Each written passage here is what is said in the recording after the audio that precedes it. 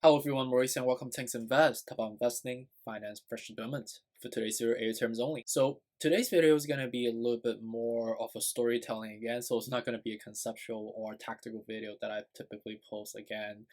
And I really appreciate the feedback that I got from my last video on me just expressing myself, telling you guys about my life story, why I decided to quit my corporate job to pursue my goal, to pursue my mission, right? And as I talked about in my story, I moved to this country at a relatively later age in life, right? And grew up in Hong Kong, obviously, you do speak, the main language is mainly Cantonese. You obviously learn a little bit Mandarin as well, but the main dialect is really Chinese ultimately, right? So obviously, English was something that I was studying in school, but with respect to, in more of a conversational perspective, in more of a, cultural perspective, especially, right? There's the English, from Britain type of English. There is obviously the American way of speaking English in both the accents, but both on the dialects, but also with respect to the slangs that I was frankly, completely clueless of. So coming to this country in New York, basically being thrown into the pool for the first time,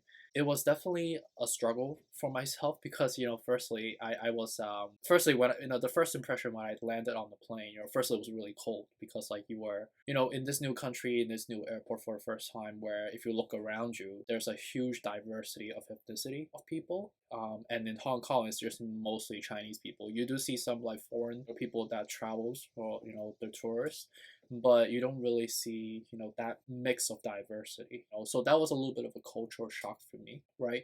And linguistically speaking, right, English was definitely not it's not my first language, and conversationally and culturally I was having a tough time obviously to connect with the folks that are native here, right?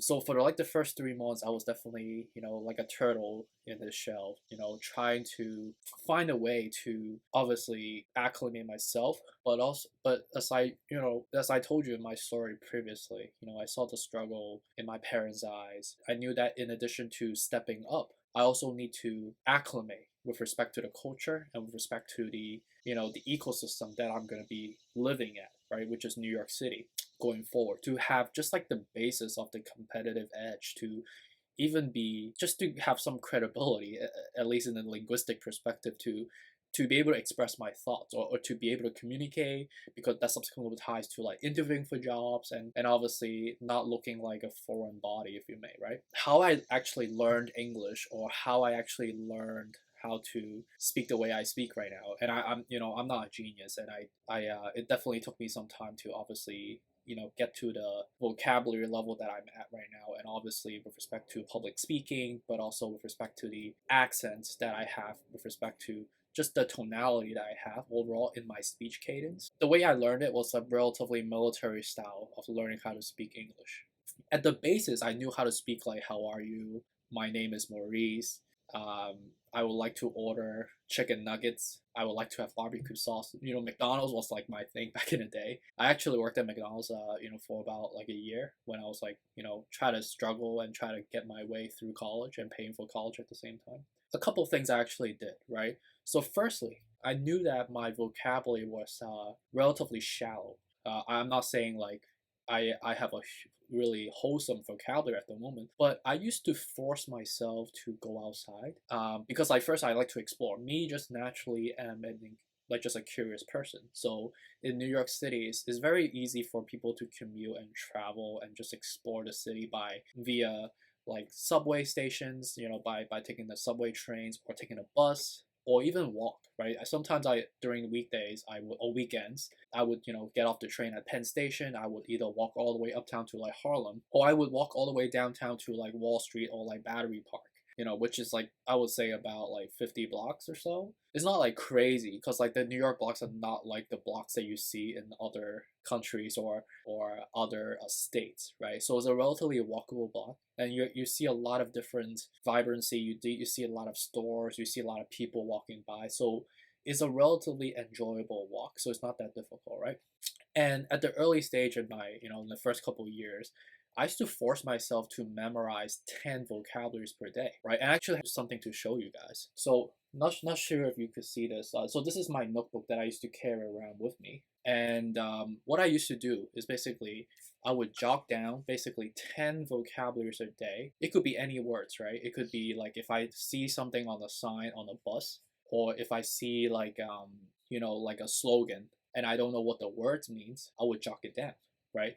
And you could see that with respect to the words that I have, I used to wear scripts, so I typically like to write. I don't know, that's just the way I write typically, and I would memorize these type of words, and I would go through these on a daily basis, right? You could see how many pages I have, and you could see the words are relatively trivial and not really anything that is super fancy or super sophisticated, if you may. These are just trivial words that you use on a day-to-day basis, right? And you keep going, right? And I would memorize 10 words a day. And slowly over time, obviously some words are a little bit more sophisticated than others, right? And even there, you might see some curse words here and there. I'm not going to go through the whole entire book, but what I'm trying to tell you guys is that I spent basically about 2 years of just like going through this, and this goes on and on and on, like the entire book, right? I could just keep going from there, right? And you could see that, as I did this on a daily basis, obviously my vocabulary was slowly growing, and I wasn't just trying to memorize it. I try to use it practically in my speech. In addition to that, knowing the fact that when you are in a diverse city, you get to engage with people of different ethnicity and different culture. So I used to force myself to not engage, with people of my heritage. Not because I don't want to be engaging with them. It's just because it's an uncomfortable feeling to be speaking with people of different diversity, of unknown, and being vulnerable in front of them, right? Like firstly, my bad Chinese accent, which I still try to correct till this day, but it's part of me that I don't want to be changing, because like I think you being the way you are is what makes you unique, right? So that's the way I speak, and unfortunately, I guess I grew up relatively, or at least arrived in this country relatively later, that my voice box or my tongue, which is a form of a muscle, and the way you angularly enunciate becomes the way it is. I don't know. That's something we can debate. Like, is it more of a nurture thing or is it more of a nature thing? That's something that I'm still struggling with. And I used to force myself to practically make friends with other people of different culture. So I think the bulk of my friends in the U.S. right now are mostly, African American, Latino, different ethnicity. I obviously have Asian friends, they're Korean, Japanese, obviously Chinese because of my heritage. But I love that diversity and inclusion, right? Because I love the fact that I get to learn from different people about their culture, how their upbringing looks like.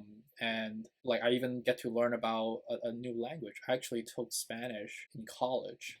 I took a little bit of Italian as well. And one of the things that is the most beautiful about like starting a YouTube channel, and engaging with people, not just specifically in the U.S. but international, it's such an honor and a privilege to be able to engage with people from Brazil, from Taiwan, from Japan, from Italy, from Africa, from India, anywhere, on and on and on and on. Right, the world is so vast, is so broad. I feel like I don't know if I am privileged enough to have the opportunity to travel the world and really immerse myself into different culture. I aspire someday that I could reach a certain financial freedom, that I could spend at least 3 months in each respective country and really immerse myself both linguistically, culturally, but also broaden my horizons, right? Because I think most people don't have that, that fortune to be able to expand themselves that way, because like we are stuck in that corporate circle, right? We are stuck in that system that the government, provides for us, right? You pursue your education, you get a job, right? And with respect to this job, you have to pay for rents and you have to incur all these responsibility in life. That traveling the world will be free the way that we ideally want to be, like the way back in the days. I'm talking about like the nomad days, like or like when you were like a caveman. But caveman, you cannot really fly, so you could not really travel cross border. But that's something I actually enjoy doing. And with respect to like just me being more comfortable culturally and broaden my horizon, also gives you that empathy to understand where other people is coming from. And I think with respect to the racism or discrimination that we're experiencing in America or across the world is because of that lack thereof, right? Because of the lack of exposure that we don't have. If we all collectively have that opportunity to expand our horizon, where you are able to intrinsically understand where the other person's coming from, how they're feeling and why they're struggling and why they're reacting a certain way, why they more sensitive versus another about certain topic of issues. If you're able to understand that, then you're going to able to connect with the other person. And that's part of the reason why I want to be cultivating a community together here, that we empower one another, that we support one another, that we all can grow financially, but culturally at the same time. And that's an important mission that I look forward to cultivating here. And it's an honor, and I'm super lucky to be able to engage with you guys on a day-to-day basis.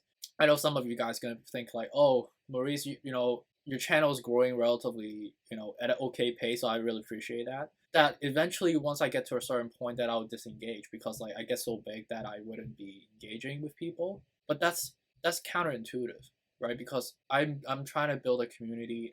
And the reason I'm doing this is not for money. The reason I'm doing this is because I want to reach my hands out there to a community, build a village of people that are similar minded, have a goal orientation, that we all just strive for value and success going forward. And that's important to me. And I look forward to using this platform to educate more people, right, and spread the words out there, that eventually one day it wouldn't be just me try to educate people, but it will be all of us collectively motivating one another to, so we can all drive towards the success and value creation as a human race together. So hopefully this is helpful. I know I'm rambling again, but hopefully my rambling is it's it's helpful into giving you how I think, and